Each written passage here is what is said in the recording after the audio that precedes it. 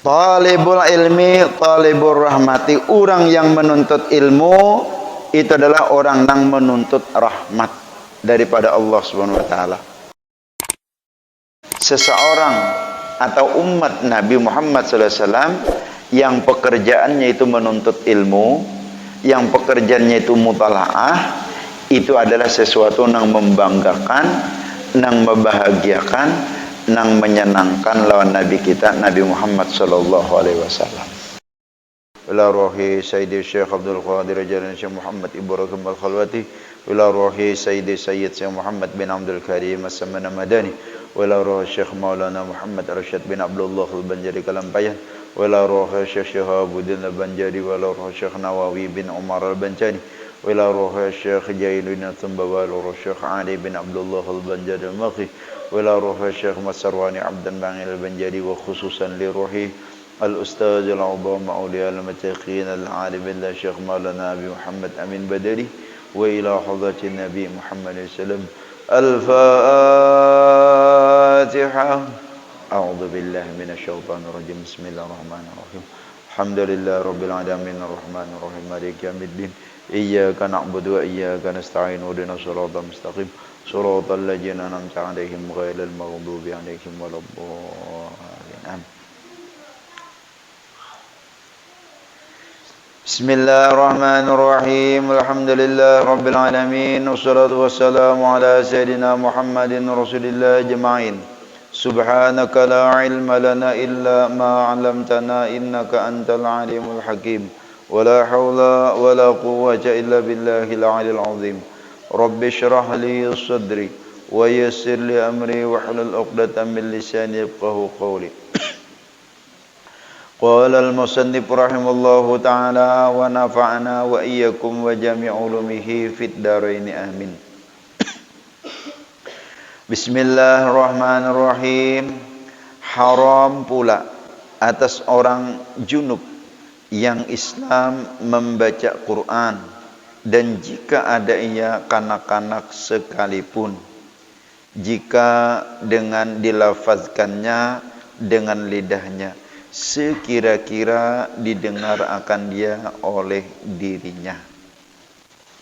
Haram membaca Al-Quran bagi orang yang junub, baik itu laki-laki maupun perempuan, sekalipun yaitu orangnya kanak-kanak, sekalipun orangnya itu kanak-kanak, dan dibaca dan dilafazkannya dengan lidahnya sekira-kira didengar akan dirinya sendiri.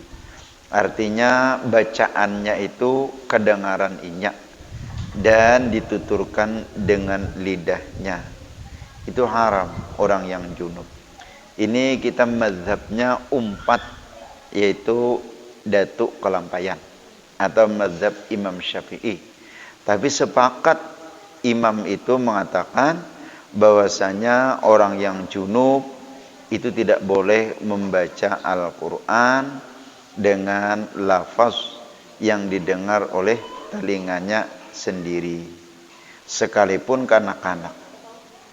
Jadi kalau ada orang-orang yang membolehkan itu, wallahu a'lam, kita lebih baik mengikut yang ada imamnya, ada ulamanya, begitu. Sedangkan Al-Quran sudah menyatakan la yamassuhu illal mutahharun, janganlah kamu menyentuh akan Al-Quran kecuali dalam keadaan mutahharun, suci, baik dari hadas kecil lebih-lebih daripada hadas besar, yaitu junub, begitu. Dengan pendengarnya yang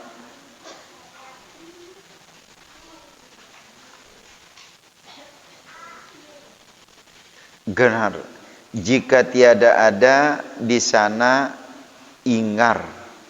Ingar itu bahasa Banjar. Bahasa Banjar itu ingar. Kalau bahasa Jawanya itu gemuruh, hiruk pikuk atau ribut gitu. Nah, jadi dalam keadaan tenang, ketika inya membaca ayat suci Al-Quran dengan lidahnya lalu didengar oleh telinganya, nah maka itu tidak boleh. bagi orang yang junub, sekalipun itu kanak-kanak. Dan jikalau suatu huruf sekalipun, dan jikalau suatu huruf, artinya satu huruf pun, itu kalau Al-Quran dengan qasad membaca Quran sendirinya atau serta lainnya, sekalipun dengan sebiji huruf, misalnya bi dengan sebiji huruf, atau sin yang seperti Yasin, sin begitu, tapi dengan niat qasadnya itu membaca Al-Quran, hurufnya huruf Al-Quran, itu tidak boleh dan sampai didengar oleh telinganya. Nah ini kita kadang-kadang amunnya kada tahu atau tidak mendengar masalah hukum-hukum ini, bisa kita tegawi pada ketika junub atau pada ketika haid itu tadi, karena berhadas besar juga itu.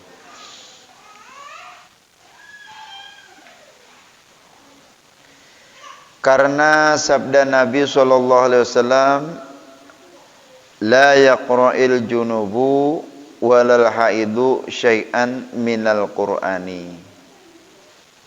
Tidak boleh, artinya janganlah membaca orang yang junub dan perempuan yang haid akan suatu, artinya satu huruf daripada Quran, tetapi wajib atas orang yang junub yang ketiadaan air dan tanah membaca Fatihah.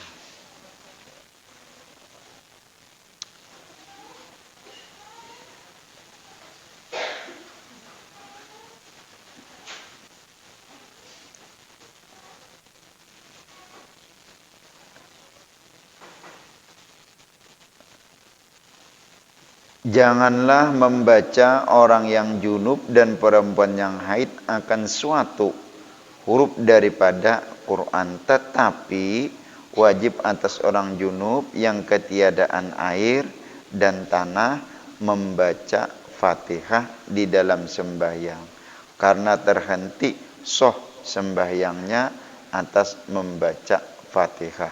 Maka dari karena inilah jadi harus baginya membaca surah yang lain daripada Fatihah.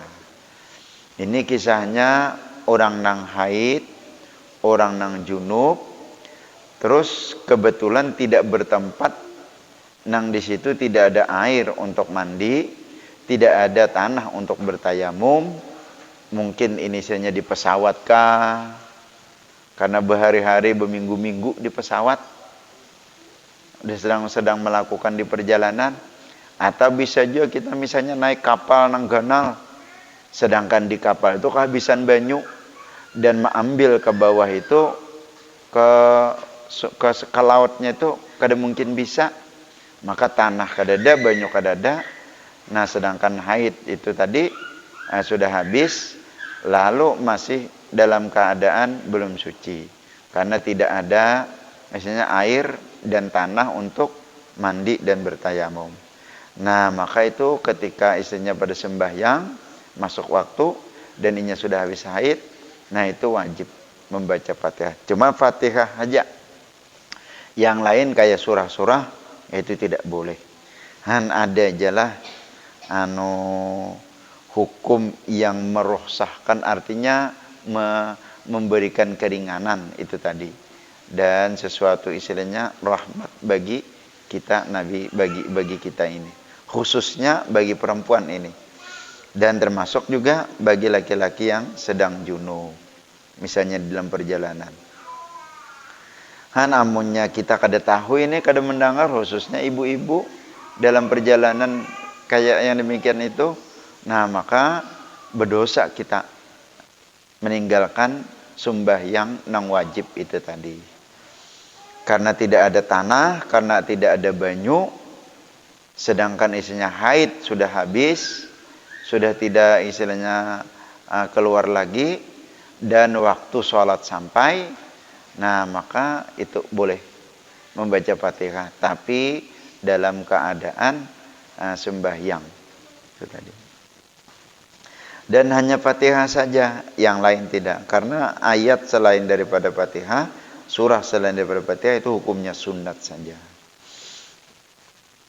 Jadi hitungannya nang wajib-wajibnya aja nah ini.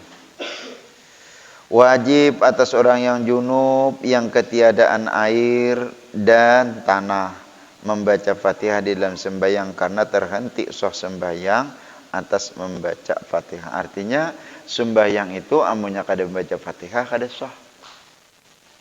Amunnya kada membaca Fatihah kada sah. Nah, supaya istilahnya sembahyangnya jadi sah, maka yang Fatihah yang wajib itu nang istilahnya nang dibaca.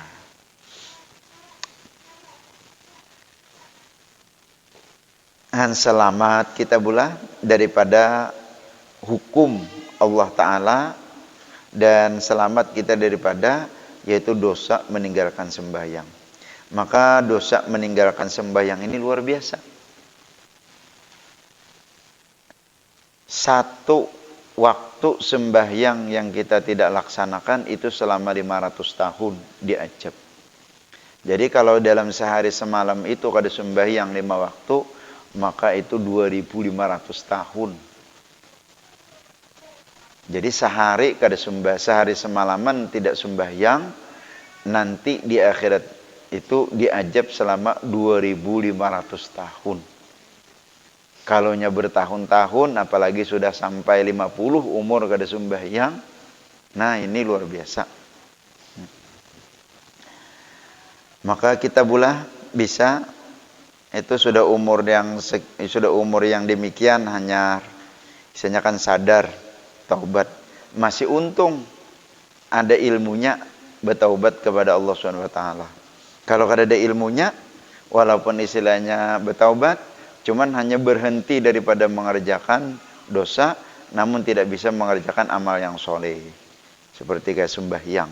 Itu kalau kada ada ilmunya mengaji. Lebih-lebih yang kayak ini nih.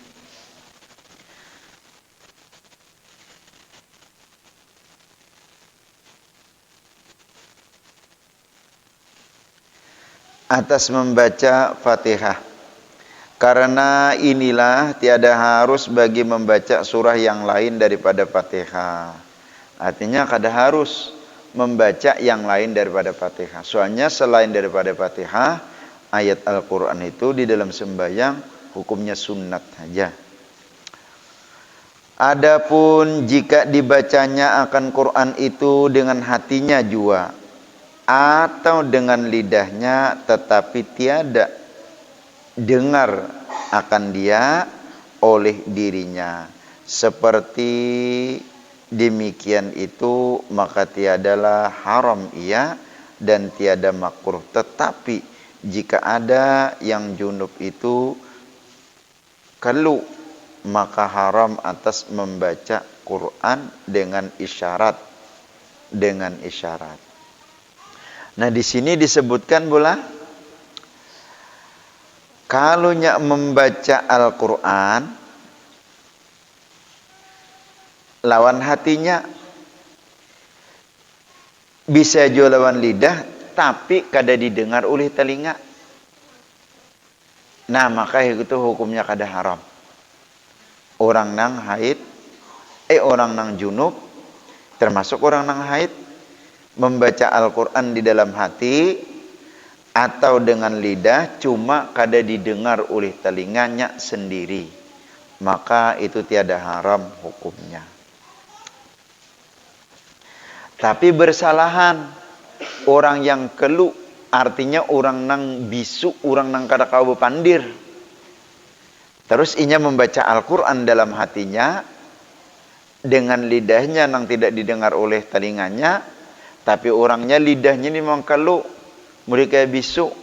Nah, itu kada boleh, haram hukumnya membaca Al-Quran dengan orang yang lidahnya kelu tadi.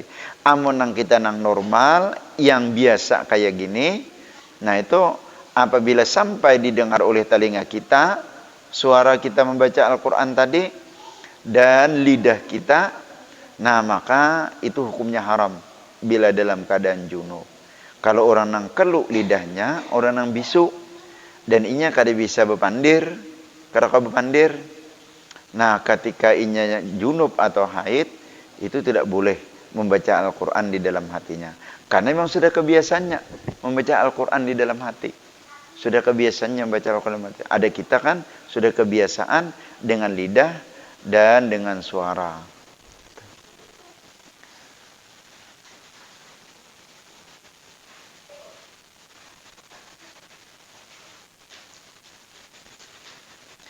Tetapi tiada dengar akan dia oleh dirinya, seperti demikian itu. Maka tiada haram ia dan tiada makruh. Tetapi maka jika ada yang junub itu kelu, maka haram atas membaca Quran. Dan isyarat dan menggerakkan dua bibirnya. Orangnya ini kelu, artinya kada bepandir ketika ia membaca dalam hati atau menggerakkan bibirnya, walaupun kada didengar oleh telinga, itu haram hukumnya bagi orang yang kelu itu tadi.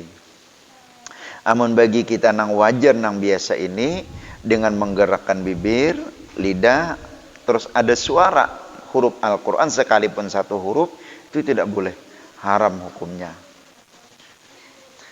Syahdan, bagi orang yang junub membaca segala zikir Quran dengan tiada qasad Quran, seperti dibacanya tatkala hendak makan bismillah, dan tatkala daripadanya selesai daripadanya makan, atau tatkala bersin alhamdulillah, dan tatkala mendengar ia keduanya, subhanallah, subhanalladzi sakhkhara lana hadza, sambungannya wa ma kunna, dan tatkala kedatangan musibah lalu membaca inna lillahi wa inna ilaihi rajiun.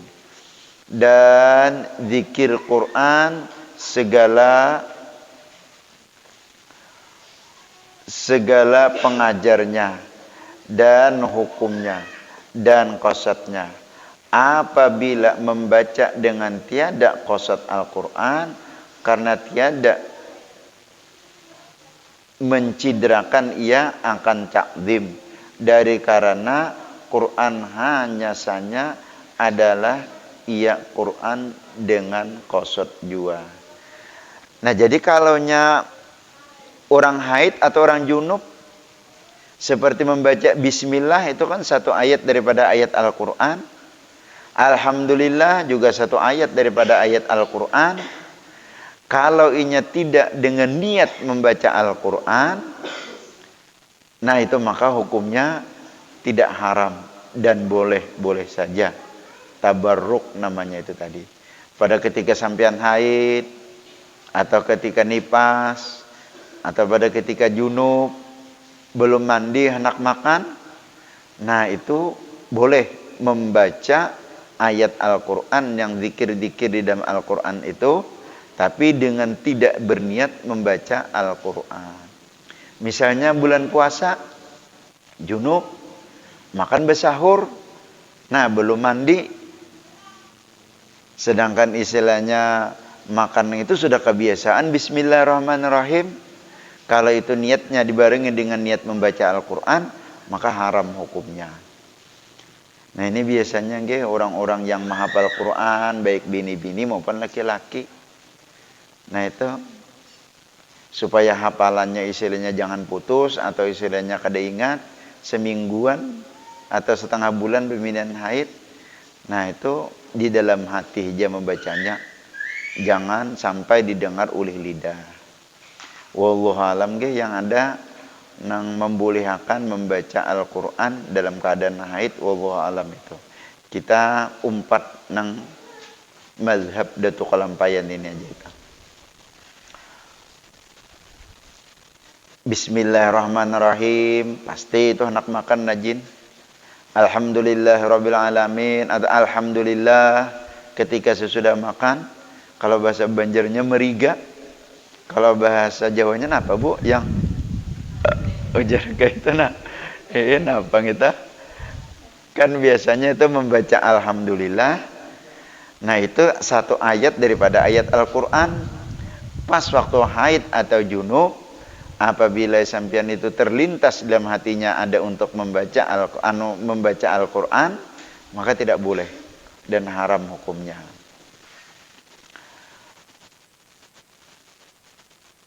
Sah lah guru jah puasa. Manu berniat puasa nang itu dalam keadaan masih junub atau istilahnya belum mandi nang itu nah. Nggih Bu, soh-soh aja itu tadi. Cuma yang dijaga jangan sampai membaca ayat daripada ayat Al-Qur'an sekalipun bentuknya itu seperti zikir. Bismillah, subhanallah itu tadi. Inna lillahi wa inna ilaihi raji'un. Itu kan ayat daripada ayat Al-Qur'an. Amunnya kada niat qasad ayat Al-Qur'an, itu tidak mengapa. Adapun jika tiada di qasadnya akan Quran seperti qasadnya akan zikirnya atau pengajarnya atau hukumnya atau qasadnya dengan sendirinya, itu tiada di qasadnya akan suatu jua pun, tiada haramlah atasnya. Nah, jadi kada haram membaca bismillah, membaca alhamdulillah ketika mendengar keluarga meninggal atau siapa atau kena musibah, lalu membaca inna lillahi wa inna ilaihi raji'un dengan tiada qasad Al-Qur'an, maka itu hukumnya tidak haram. Cuma yang bisa nggih mendengar kabar bahwasanya meninggal dunia keluarga atau jiran tetangga, biasanya kan mengucapkan kalimat yaitu berlasungkawa dengan innalillahi wa inna ilaihi raji'un. Itu adalah ayat daripada ayat Al-Qur'an. Wa idza asabatkum musibah qalu inna lillahi wa inna ilaihi raji'un. Itu Al-Qur'an. Pada ketika kita mendengar berita duka atau musibah itu tadi, baik meninggal atau istilahnya musibah, membaca inna lillahi wa inna ilaihi raji'un, asal tidak dengan niat membaca Al-Qur'an, itu tiada mengapa, tiada haram hukumnya. Dan tiada beza pada yang demikian itu antara air barang yang tiada diperoleh nazamnya, melainkan di dalam Quran, seperti ayatul kursi dan surah Al-Ikhlas, dan antara barang yang diperoleh nazamnya. Nazam itu susunan di dalam Al-Quran dan lainnya. Inilah yang diiktimadkan Syekh Khatib di dalam, dan Syekh Ibnu Hajar dan Syekh Ramli di dalam Mughni, atau artinya di dalam kitab Mughni dan Tuhfah dan Hinayah. Sepakat itu nggih para ulama-ulama dan para tokoh-tokoh ijtihad mengatakan yang demikian itu. Tiada haram dan tiada mengapa membaca zikir yang ada di dalam Al-Quran asal tidak diqasad dan diniatkan dengan membaca Al-Quran.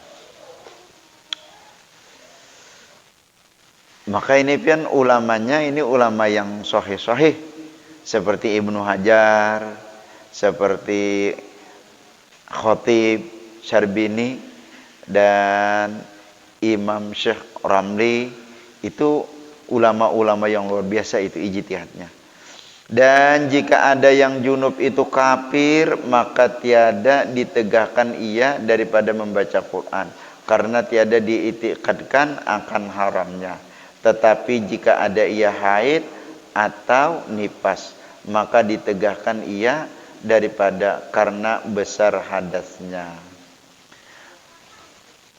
Amun dari kata-kata di sinilah, jika ada orang itu kafir jar, tapinya junub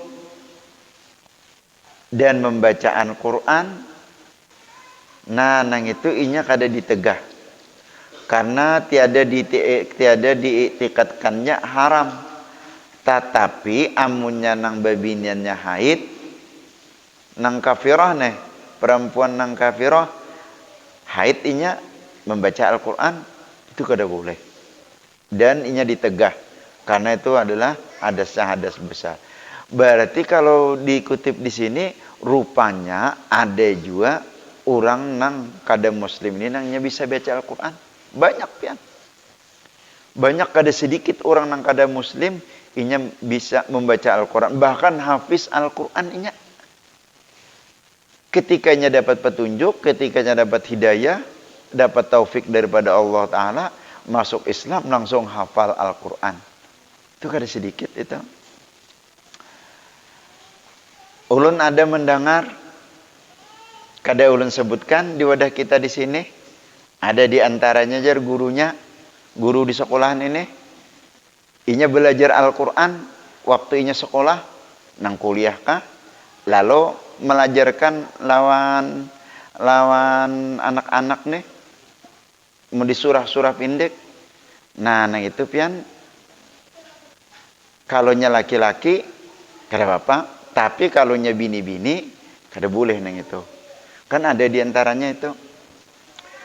Cuman kalau ada orang nang bukan muslim, artinya kafirah atau yang kafir, inya bisa baca Al-Quran, didoakan. Mudahan inya dapat petunjuk dan mudahnya dapat hidayah, dapat taufik daripada Allah Subhanahu wa taala. Nah, mudahannya masuk Islam. Bisa nah itu. Cuman kalaunya junub aja itu tiada ditegahkan inya membaca Al-Quran karena tidak diiktikadkannya itu haram itu. Tapi kalaunya perempuan nang haid maka dicegah inya daripada membaca Al-Quran kalau yang itu yang haid itu orangnya kafir, perempuannya tadi. Bermula tiada harus mengajarkan Quran. Bermula tiada harus mengajarkan Quran bagi kafir yang mu'anid dan ditegahkan ia daripada belajar dia. Bermula tiada harus mengajarkan, artinya kada boleh, tiada harus mengajarkan Quran bagi kafir yang mu'anid, maksudnya nang keras kepala, nang menantang, dan ditegahkan ia daripada belajar ia. Adapun kafir yang tiada mu'anid maka ditilik, jika diharap akan Islamnya maka haruslah mengajar, dan jika tiada diharap akan dia tiada harus mengajar dia. Hanya saja ditegahkan kafir daripada menyentuh mushaf karena haram menyentuh dia itu. Nah, jadilah kalau berarti disimpulkan di sini, disimpulkan nih, amunnya kada muslim, kada usah jegin melajarakan Al-Quran lawan kakanak. Apakah melajarakan Quran? Kecuali orangnya nang itu mungkin ada diharap inyang itu masuk berislam. Kan di sini ulun ada dengar nih, nang kada muslim melajariakan kekanakan Al-Quran. Kada sebut pangulun tuh, cuma ini mendengar kisah habis bacara bayasinan. Melajarakan Al-Quran, ikra'ka kada tahu juga itu ulun kada menakuni, cuma sidin berkisah nang kada muslim nih ada melajarakan lawan Al-Quran. Padangan nah cakan nang di sekolah akan nang ada belajar agamanya sama sekali, ketimbang nang itu, ketimbang nang istilahnya bahkan ini ikhtilaf ada nang mengatakan kada boleh. Amun kita istilahnya mencegah daripada anak kita kan kada mungkin nang hari nangan sekolah itu.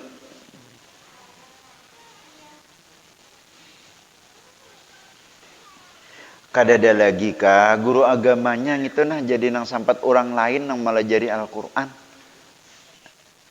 jadi sempat orang lain nang melajari Al-Quran kadada lagi kah guru agamanya itu. Amun di sini ditegah pang karena apalagi nang inya jelas-jelas menantang lawan agama.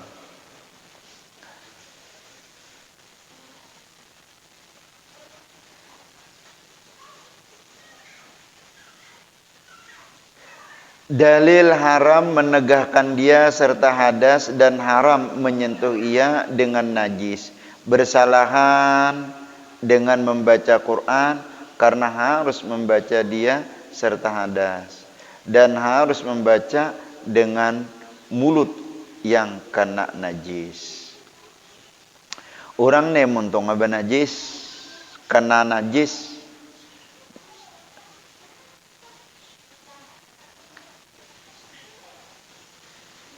Lalunya membaca Al-Quran itu jisidin boleh-boleh dan harus saja. Tapi kalau nang istilahnya nang orang nang bernajis, nya kayak ini nggih. Kalau istilahnya menurut dalam hukum kita Islam nang ini, seseorang nang istilahnya kada bersunat itu, inya di situ ada mengandung najis. Nah maka itu nang mulah kada boleh. Inya menyentuh Al-Quran tadi. Itu nang kada boleh. Nang orang nang kafir tadi, nang inya kada bersunat tadi, karena diitimalkan di situ ada mengandung najis. Itu nang dilarang inya daripada mencegah menyentuh Al-Quran tadi. Apalagi melajarakannya, karena inya dalam ketiadaan suci daripada hadas, baik hadas kecil maupun hadas besar. Coba bang kita ulangi lagi lah. Bermula tiada harus mengajarkan Quran bagi kafir yang mu'anid dan ditegahkan ia daripada belajar dia. Maksudnya Al-Quran. Orang nang kafir itu dicegah daripada mengajarkan Al-Quran. Kenapa? Nang nyata inya dahulu dalam keadaan suci. Dalam keadaan berhadas. Lebih-lebih amunnya bebinan misalnya dalam keadaan haid inya nang kada muslim tadi. Nah itu walaupun inya bisa membaca Al-Quran, tetap ditegah juga daripada inya melajarkan membaca Al-Quran tadi. Adapun kafir yang tiada mu'anid, artinya nang tidak membangkang, maka ditilik, artinya dipandang-pandang. Jika diharap akan Islamnya, ada kemungkinan diharap-harap Islamnya, maka harus mengajar dia. Dan jika tiada diharap akan dia, tiada harus mengajar. Artinya asa kada mungkin berislam inya bisa membaca Al-Quran atau isinya melajarakan. Nah itu lebih baik kadosa. Ini amunnya di sekolahan kepala sekolahnya nama nangati. Amunnya di sekolahan itu tanggung jawab kepala sekolahnya nama nangati. Suruhnya belajar fak nang lain saja.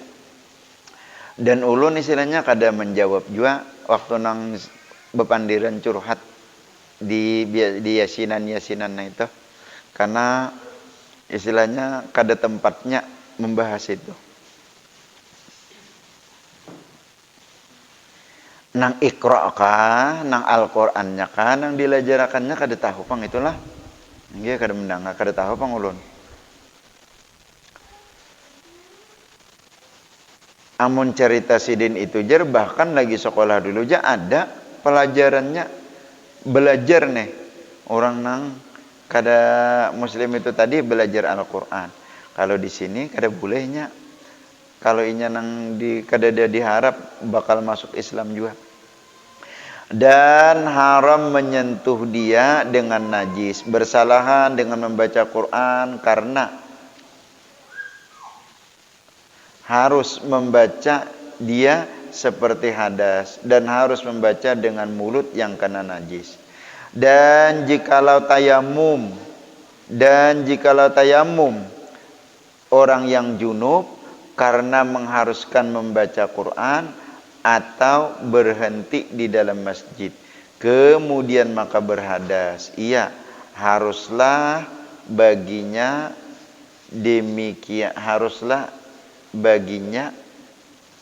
demikian tersebut di dalam tuhfah.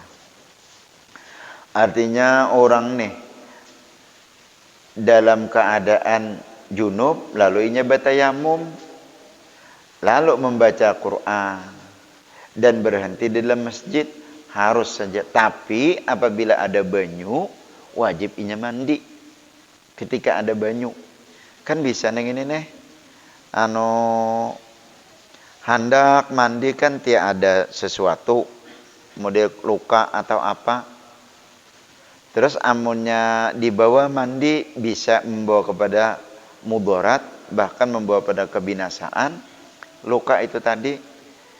Nah, lalu hendak sembahyang atau masuk masjid atau hendak membaca Al-Quran, maka tiada mengapa bertayamum.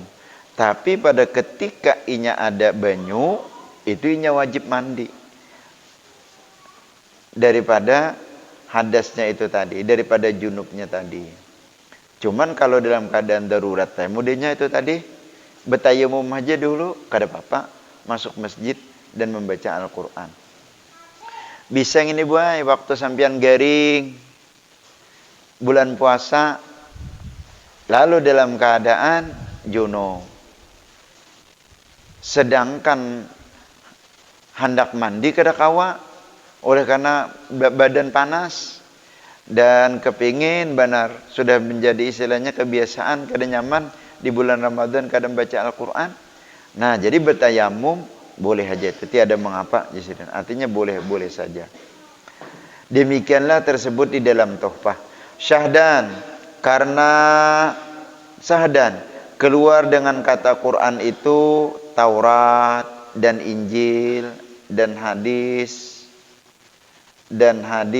kudusi dan barang yang mansukh, artinya yang dinasakh tilawahnya, bacaannya, maka tiada haram atas orang yang junub membaca dia.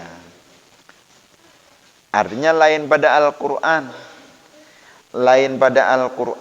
Injil, Taurat, orang yang muslim dalam keadaan junub kada apa-apa itu membaca Al-Quran, membaca kitab-kitab Taurat itu tadi, membaca kitab Injil itu tadi. Habis sudah bicara masalah orang yang berhadas tadi, baik nangisnya berhadas junub maupun berhadas haid maupun berhadas nifas maupun orang yang berhadas dalam keadaan wiladah itu tadi.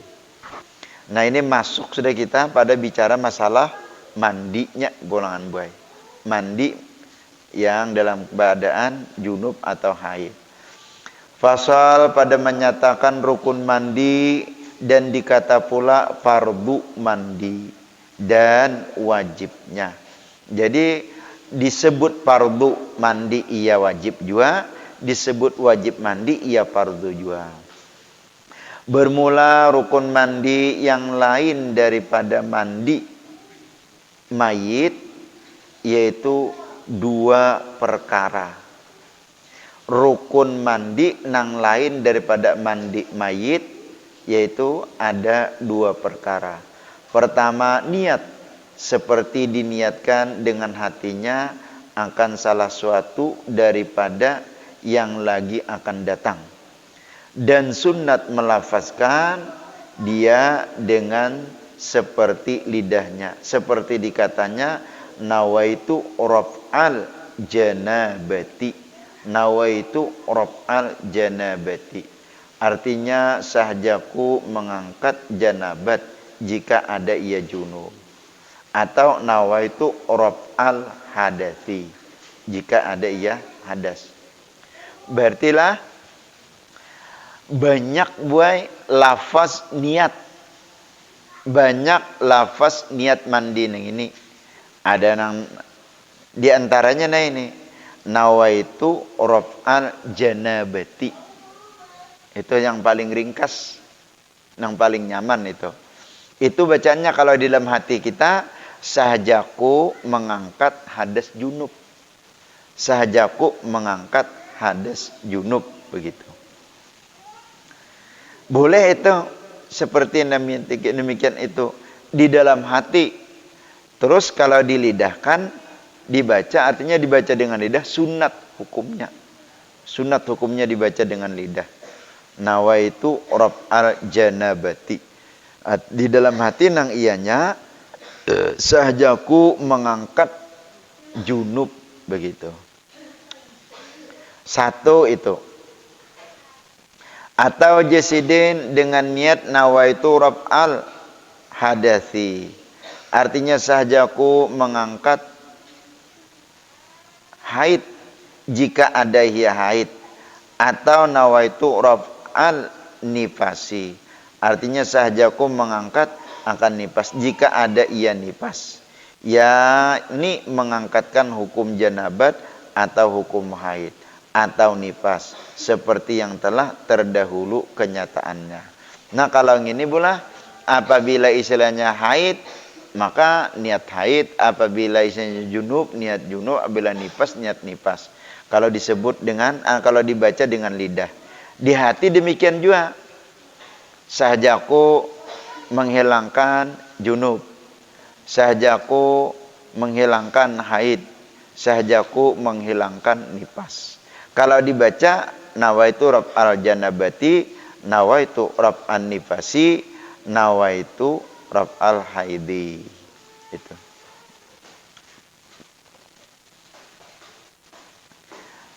Berarti amunnya kada berniat di dalam hati yang demikian itu hukumnya buai membasuh awak aja.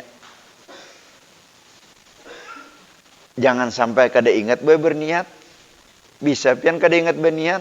Junub be anu malam hari. Hendak mandi besokan nih subuh. Istilahnya apa jurang Banjar itu badadas. Kalau orang Jawa apa bu? Anak capat-capat nih. Kopi nak ketinggalan kawan betanam. Apalagi kawan sudah meskol, SMS, ayo undang mangkat tandur jar. Nah itu lalu ya badadas mandi kubui-kubui kada ingat berniat. Nah maka itu tidak sah.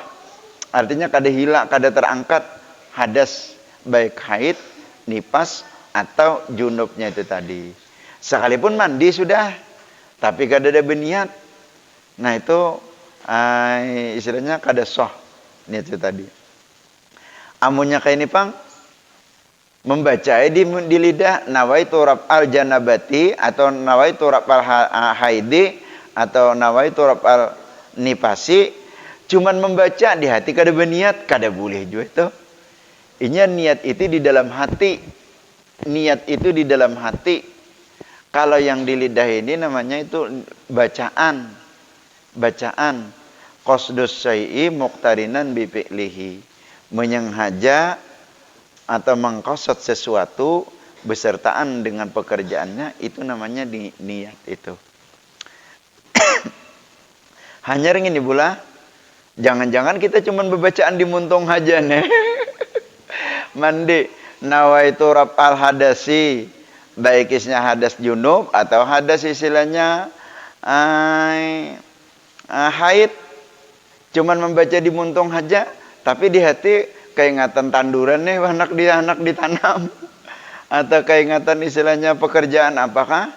Nah di dalam hati kada ada berniat sahajaku mengangkat hadas haid atau hadas junub, nah maka itu sudah sah mandinya tadi.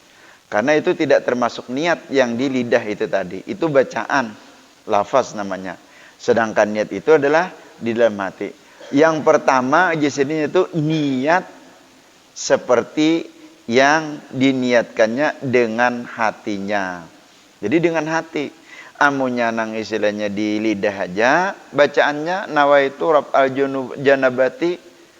Sedangkan di hati kada ada berniat untuk menghilangkan hadas junub atau haid tadi, maka kada hilang hadas junub dan haid tadi.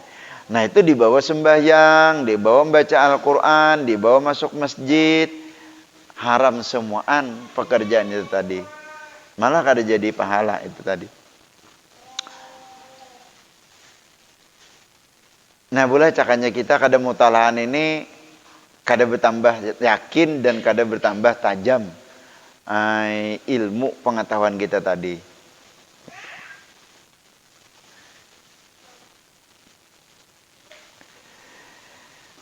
Tapi pilih bisa itu terjadi nang cuman di lidah aja. Apalagi misalnya hendak menyempatakan mandi, hendak menyempatakan nih bemasak sambil mandi, wajib mandi junub. Jadi dibasuh dulu barasnya, lalu dibuat ditanggar dikumpur. Nah itu tadi nang diingatakan kalau gosong nasinya. Nang diingatakan kalau gosong habisnya melawan panci-pancinya berikit. Itu lalu isinya hendak begasak-gasak mandi itu tadi. Cuman dimuntung aja membaca bismillahirrahmanirrahim nawaitu raf'al janabati fardholillahi ta'ala mandiai, tapi di hatinya mbok gosong nasinya. Nah itu habis kada sah mandinya. Baik mandi haid atau mandi junub. Nawaitu raf'an nifasi, artinya sahajaku mengangkatkan nifas. Jika ada ia nifas, yakni mengangkatkan hukum janabat atau hukum haid atau nifas, seperti yang telah terdahulu kenyataannya, atau yang diniatkannya mengharuskan yang umum, yang mengandung ia akan tiap-tiap satu daripada berkehendak kepada mandi, seperti sembahyang dan tawaf dan membaca Quran dan berhenti di dalam masjid dan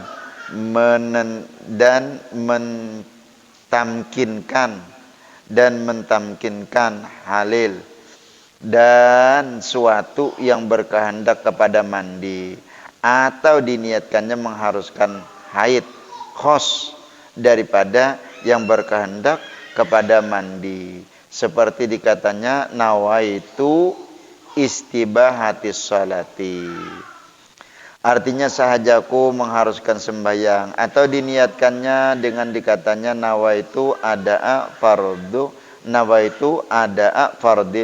gusli. Nawaitu ada'a fardil gusli, artinya sahajaku menunaikan fardu mandi, atau nawaitu ada'al ghusli, artinya sahajaku menunaikan mandi, atau nawaitu fardhal ghusli, artinya sahajaku mengerjakan fardu, artinya sahajaku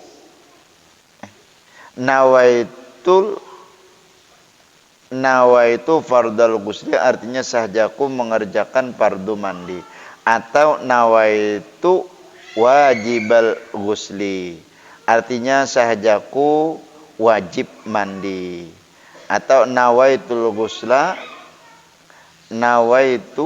ghuslal mafrudi, artinya sahajaku mandi yang diperdukan, atau nawaitu ghuslal wajibah. Nah nang paling nyaman ini boy, nang terakhir ini nang paling nyaman. Nawaitul ghuslal wajibah, itu aja nang paling nyaman itu. Jadi ada kalanya isinya wajib mandi junub, ada kalanya wajib mandi haid, ada kalanya wajib mandi nifas, ada kalanya wajib mandi wiladah. Jadi niatnya nang paling nyaman tadi nawaitul ghuslal wajibah, sahajaku mandi yang wajib fardu karena Allah Ta'ala, atau nawaitul ghusla lis salati, sahajaku mandi untuk sembahyang. Nawaitu taharati lis salati, artinya sahajaku bersuci karena sembahyang, atau nawaitu taharatil wajibat, nawaitu taharatal wajibata, atau sahajaku berniat bersuci yang wajib. Nawaitu raf'al hadasi, atau berniat sahajaku mengangkat hadas. Dan jikalau dengan itlak sekalipun, dari karena mengangkatkan ia akan mutlak itu melazimkan mengangkatkan yang muqayyid, arti yang berhubungan dengan mandi, karena mengangkatkan mahiyah, melazimkan tiap-tiap suatu daripada suku-sukunya. Nawaitu taharata anil hadathi, artinya sahaja aku bersuci daripada hadas. Nawaitu raf'al hadathil akbari, atau nawaitu raf'al hadathil akbari, sahajaku mengangkatkan hadas yang besar, atau nawaitu raf'al hadathi an jami'il badani, atau berniat sahajaku menghilangkan daripada sekalian badan. Maka salah suatu daripada segala niat yang tersebut itu memadai, artinya boleh. Nang mana aja di antara itu anak kita pilih, boleh itu tadi. Cuma nang kebiasaan nang kita pakai, kebiasaan nang kita istilahnya gunakan itu nang nyaman. Itu nang nyaman. Cuma bulah mohon maaf nggih, mohon maaf. Misalnya mohon maaf nih. Misalnya sampean menggunakan yang ini. Istilahnya nawaitu raf'al hadasil akbari tadi nih. Nah, itu kan umum di buku-buku perukunan dia di mana-mana nih. Nah, amun nang pian sudah mendengar ini, niat pian memakai nang di sini. Artinya kita termasuk orang nang mengamalkan ilmu. Dan nang kita amalkan ini berdasarkan dari guru kita, dari guru ke guru sampai kepada nang mengarang kitab ini, yaitu Datuk Kelampayan. Walaupun kita sudah ada bacaan lafaz niat itu tadi, nang kita isinya membaca di buku atau mengambil kutipan-kutipan karangan-karangan, cuman nang kita ambil kutipan karangan-karangan itu tadi tanpa berguru. Artinya nukar di pasar lalu dibaca. Nukar di pasar lalu dibaca. Lalu kita amalkan. Nah, nang itu kurang pas. Nang nyata, kenapa kurang pasnya? Kurang berguru itu. Kenapa yuk? Jadi kada berguru, man lam yakun syaikhun fasyaitan syaikhuhu. Barang siapa nang inya kada berguru, maka syaitanlah gurunya. Yang dimaksud gurunya syaitan itu adalah hawa nafsu kita. Semata-mata logika, akal, pikiran nafsu kita, itu ngarannya syaitan. Itu nafsu kita. Jadi nang lebih afsahnya itu, nang lebih abdul itu kita memakai nang mana nang kita belajar, nang mana nang kita berguru, nang itu. Dan itu kita ada dapat satu keistimewaan tanda mengamalkan ilmu. Itu mengamalkan ilmu. Dan yang kita amalkan ilmunya ini berdasarkan dari guru ke guru, dari guru ke guru, hingga sampai kepada mu'allif, musannif yang mengarang kitab, yang mengarang ilmu itu tadi, yang menyusun ilmu itu. Nah, banyak sini pula, mungkin di antara sekian niat nang banyak, lafaz niat yang banyak di sini tadi, ada nang sudah sampean biasa pakai. Nah, amunnya nang pian biasa pakai itu berdasarkan dari guru ke guru hingga sampai kepada musannif yang mengarang kitab. Nah, nang itu sudah alhamdulillah bagus sudah nah itu. Terus yang ada nang ini pang lebih makin banyak sanatnya, makin banyak gurunya, makin bagus. Inya boy kalau masalah fikih nang ini nih, semakin banyak gurunya semakin bagus. Semakin banyak gurunya yang memberi sanad makin bagus. Semakin banyak gurunya yang memberikan ijazah makin bagus. Masalah fikih nang ini. Nah itu. Cuman kalau masalah nang urusan kebatinan di dalam hati, di dalam batin kita, masalah kebatinan, nah itu amun bisa buat satu aja, jangan banyak. Karena apa? Itu ada kisahnya lain daripada ini kan. Ada kisahnya. Apalagi nang dikaji masalah istilahnya, aduh, nggih, ulun kada ada izin menyebut itu. Nah, pokoknya nang kisah bahari, kisah bunyi nur ini nih. Nah, nang itu nggih saikung aja gurunya. Coba karena kita lah membaca manakib almarhum kai guru sekumpul nih nah. Sidin masalah ilmu nang fikih nang ini berbagai macam guru sidin. Bakal ada ratus lagi guru sidin nang belajar tajwid, belajar Quran, belajar fikih, belajar nahu, belajar sorob, belajar mantik, belajar lugat, ilmu-ilmu alat, ilmu-ilmu dari itu kada ratus lagi guru sidin banyak. Tapi kalau masalah ilmu nang kebatinan nang di dalam iktikat keyakinan nang ini, nah sidin hanya satu perguruan sidin. Itu kisah sidin, cerita sidin menuntut ilmu di tahun 65 masalah di dalam ini. Jadi masalah fikih ini bagus saja pian. Artinya pian dahulunya pernah berguru dan istilahnya dari guru ke guru sampai kepada yang musannif mengarang kitab itu. Dan hari ini misalnya kita mutalaah membaca kitab nang ini dari guru kita hingga sampai kepada Datuk Kalampayan lebih bagus lagi. Karena al-alim yasfa'u yaumal qiyamah. Al-alim yasfa'u li talamidhihi. Orang alim inya memberi syafaat lawan murid-muridnya. Termasuk kita yaitu melalui mutalaah membaca kitab ini. Nah, jadi sidin karena ada memberi syafaat lawan kita. Nang kita berguru lawan istilahnya guru lain juga memberi syafaat lawan kita. Itu. Semakin banyak gurunya nang memberi syafaat lawan kita, semakin nyaman kita.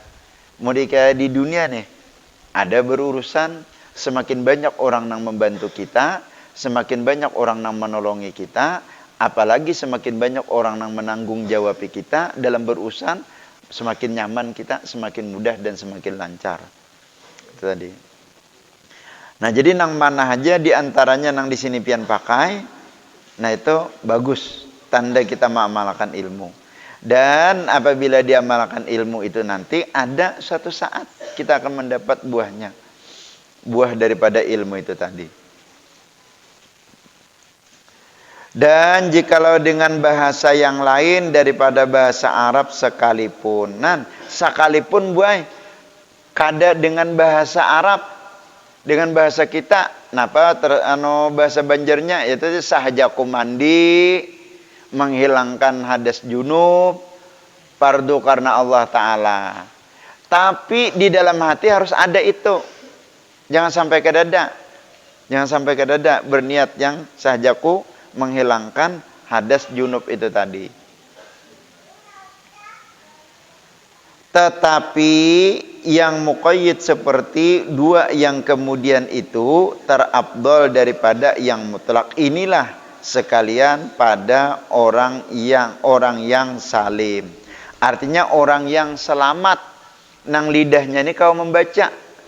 Kan kada semua orang kalau membaca nawaitu raf'al hadasi, nawaitu ghuslal wajibah, nawaitu raf'al hadatsil akbar. Tidak semua orang yang bisa membaca nang itu. Ini bagi orang nang kawa membaca. Kalau orang nang kada kawa membaca, makanya niatnya itu tadi di dalam hati. Yang ini hanya istilahnya bacaan lidah dan sunat saja. Coba bayangkan, misalnya mohon maaf.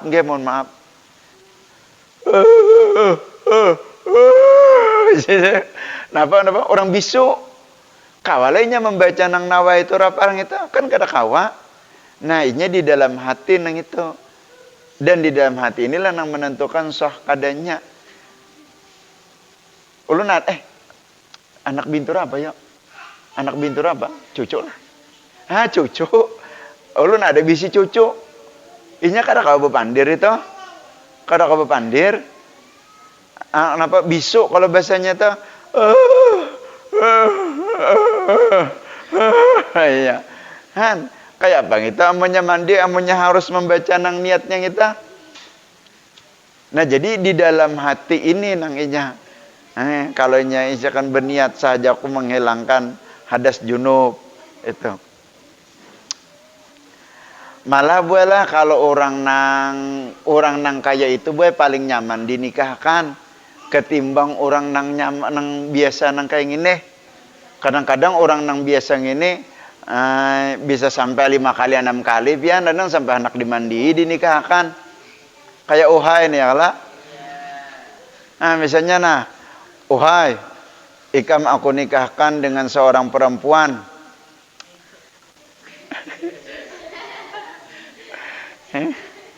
dengan mahar 10.000 rupiah tunai.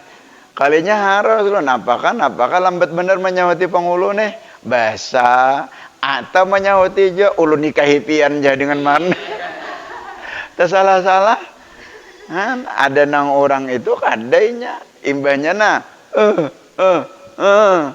jenya jadiam sudah. Jadiam sudah. Nyaman orang nang kayak itu dinikahkan.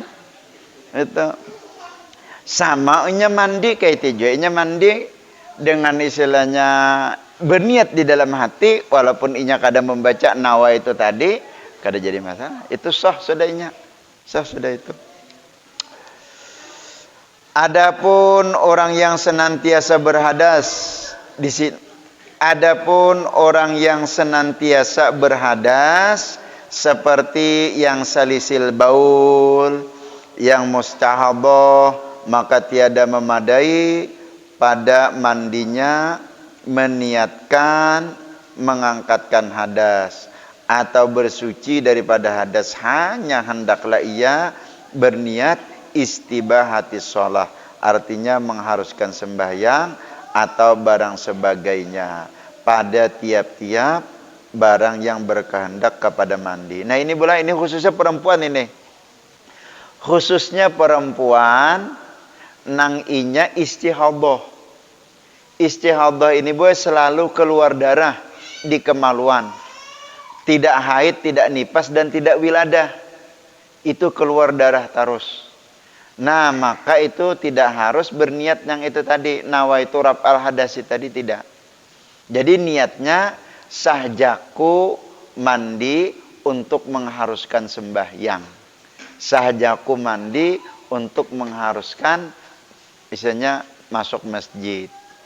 Karena apa? Karena hadasnya tadi hadasnya tadi tidak terangkat.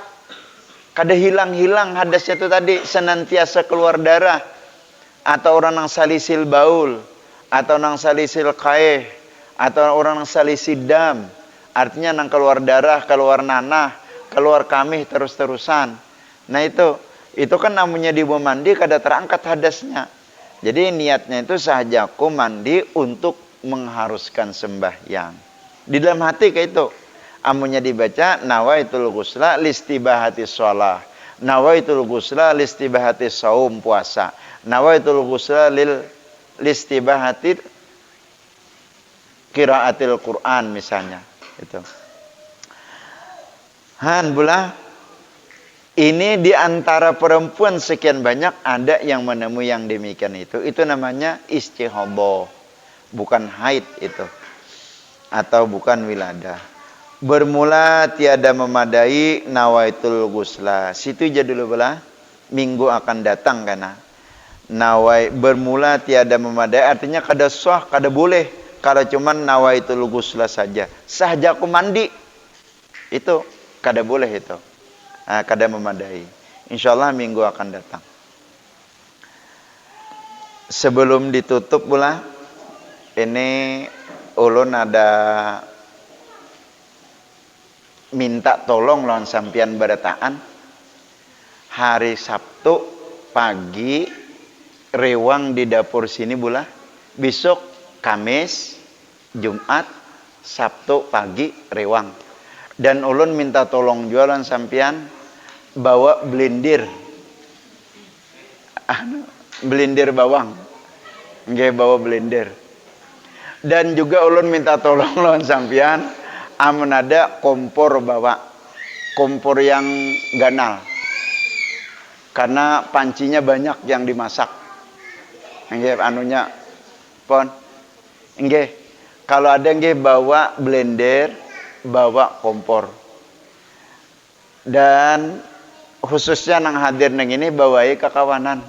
Nggih bawai kakawanan hari Sabtu pagi. Dan insyaallah seharian pol itu sampai malam karena seharian pol itu. Sehari pagi aja hari Sabtu itu aja boy.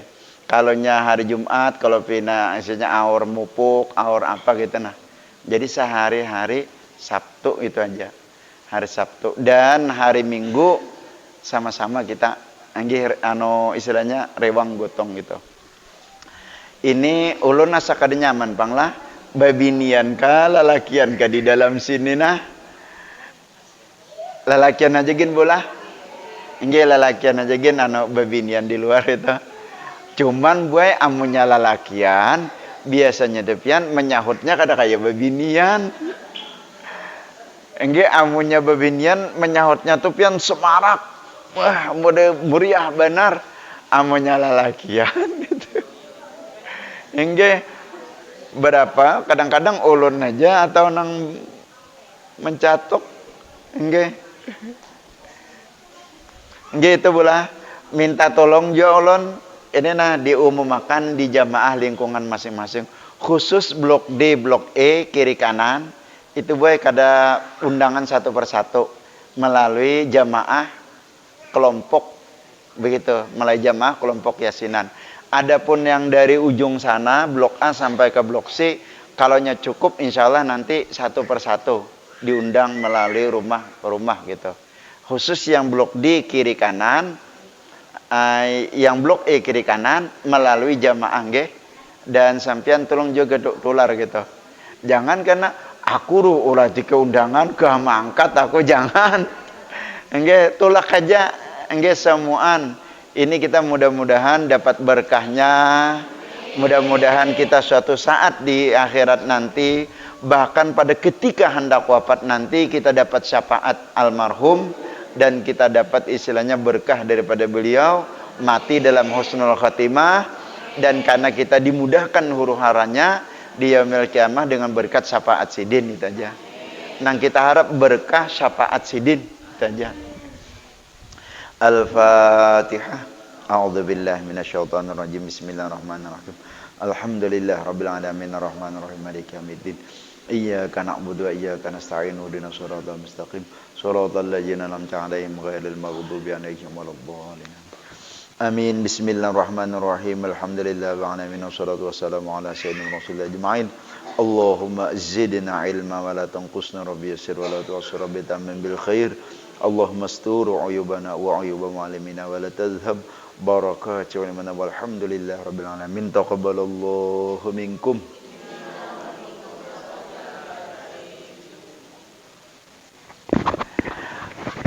Ingatakan pula bawa blender lawan lawan kompor gana